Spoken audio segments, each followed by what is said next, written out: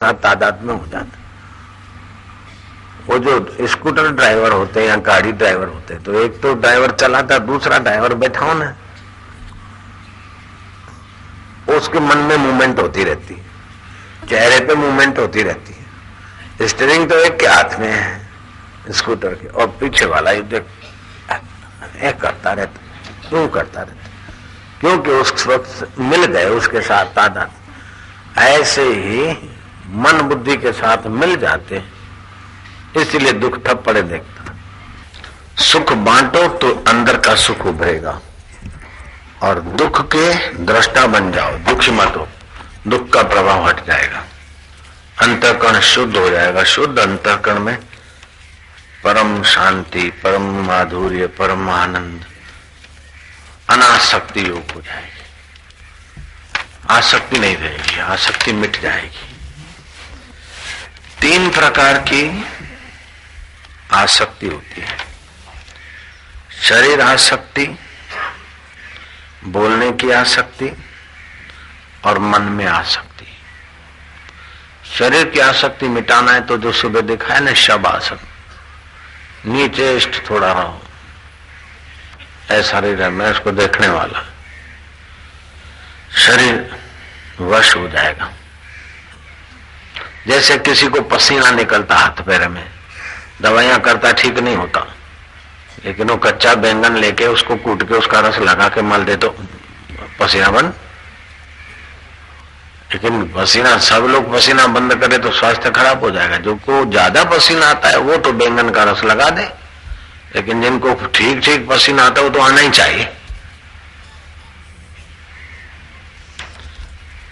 ऐसे ही जिनको ठीक ठीक शांति, ध्यान, भजन लगता है वो तो ठीक है, लेकिन जिनका मन, शरीर बड़ा चंचल है, वो शरीर को नीचेष्ट कर दे, इतनी देर हिलूंगा डूलूंगा नहीं, ये मैं शरीर ही नहीं, यह पड़ा है, मन से देखो कि सोया पड़ा है, मुर्दा होया पड़ा है, ऐसा भाव करके थोड़ी देर नीचेष्ट हो जाओ, शरीर वश में होने लगेगा। महाराज मैं तो बोल लेता हूं, मेरे को झूठ बोलने की आदत है, फलाना है, मौन रहने के नियम ले लो, झूठ बोलने की आदत से बच जाओगे, वाणी वश हो जाएगी। और मन को वश करना है तो, मन को वश करना है तो भाई प्राणायाम करो नियमित, थोड़े थोड़े बढ़ाते जाओ, पहले 5 करो, फिर 7, फिर 9, 11, 15 प्राणायाम सुबह, दोपहर, शाम। ये 40 दिन में मन कैसा भी हरामखोर होगा, वश होने लगेगा।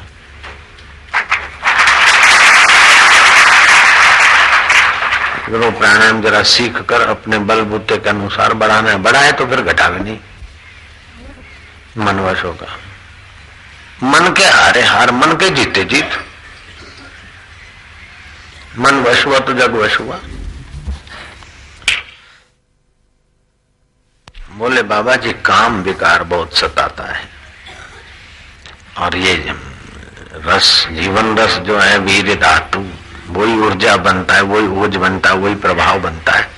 अभी हम समझ गए। नादानी में भले स्कूल कॉलेज में विद्यार्थी साथी हल्की बुद्धि वाले मिले, हमने गलतियां की, लेकिन अब हम संभलना चाहते हैं। यौवन सुरक्षा किताब बार बार पढ़ो, और काम विकार से और सपन दोष की बीमारी से बचना है तो उपासना करो। उपासना कैसे करना है बाबा? जिस भगवान में, गुरु में, जिसमें श्रद्धा हो, उसका चित्र ऐसी जगह पे लगाओ कि तुम्हारे को सिर ऊंचा भी ना करना पड़े और नीचा भी ना करना पड़े, बराबरी में। फिर उनके सामने देखते देखते जो भी मंत्र जपना है जपो। ऐसा देखो कि आंखें बंद करने के बाद भी वो दिखने लगे। जब आंखें बंद करने के बाद दिखने लग जाए तो धारणा का श्री गणेश हो गया। फिर धारणा में से ध्यान होगा, ये काम विकार का प्रभाव घटेगा। खाना पीना सात्विक खाए, उपासना से काम विकार क्षीण होता है। महाराज क्रोध बहुत आता है, क्या करें। सत्संग से क्रोध नियंत्रित होता है और भोजन चबा चबा के करे 20 दिन तक, घड़ियाल सामने रख के, क्रोध नियंत्रित होगा। किसी को गिराना हो, किसी का पतन करना हो तो उसको क्रोध ही कर दो, उसका तप नाश हो जाएगा, उसकी शांति नाश हो जाएगा, उसका सुख, अंदर का सुख जाएगा, उसका पतन शुरू हो जाएगा। क्रोध तो घर में बाहर का पानी आ जाए तभी भी कुछ बोरी बिस्तर पड़े रहते हैं, सामान, चोर आ जाए तभी भी कुछ चीजें तो पड़ी रहती, लेकिन क्रोध रूपी आग आ जाए घर में तो स्वाह हो जाता है। ऐसे दिल में काम आए तभी भी थोड़ी खुशी रहती, मोह आए तभी भी खुशी रहती है थोड़ी बहुत, लेकिन क्रोध आए तो दिल सूख जाता है और खून भी खराब होता है। तो काम तो उपासना से निवृत्त होता है और क्रोध सत्संग से निवृत्त होता है। बाबा जी मेरे को मोह बहुत है, ये मोह बड़ा दुख देता है, मोह सारी व्याधियों का मूल है, ये शास्त्र बोलते हैं।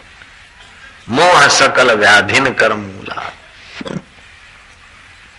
और मोह के कारण ही आदमी उस परिवार में न जाने कुत्ता होके बैल होके आता है, मोह के कारण अवगत हो जाता है।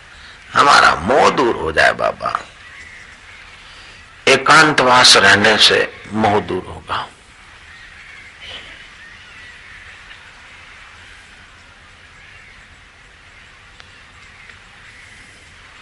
बोले बाबा जी मेरे को तो लोभ है। बोलते लोभ सब पाप का बाप है।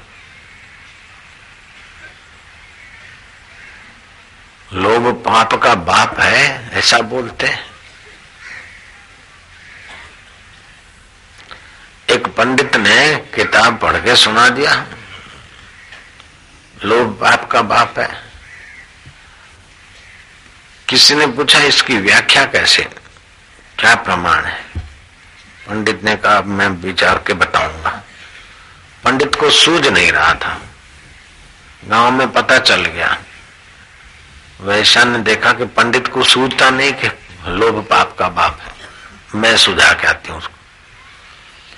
वैश्या ने पंडित जी को हाथ जोड़े, पंडित जी पंडित जी पंडित जी, 10 रुपए रख दिए। 10 रुपए वो जमाने के, आज के 700 रुपए। 1 तोले का रुपया होता था चांदी का, 10 तोला चांदी, 100 ग्राम चांदी 700 रुपए की हुई कि नहीं हुई? हम भी गणित जानते थोड़ा थोड़ा। वो 10 रुपए रख लिए। क्यों, कैसे हो, ठीक हो, कुशल हो, ऐसा वैसा। पंडित जी बैठो। बोले बैठूं, वैश्या के घर अच्छा तो नहीं लगता, लेकिन तू भगत जो है बैठे।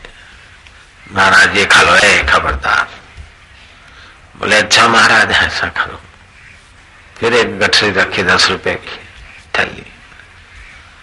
बोले मेरे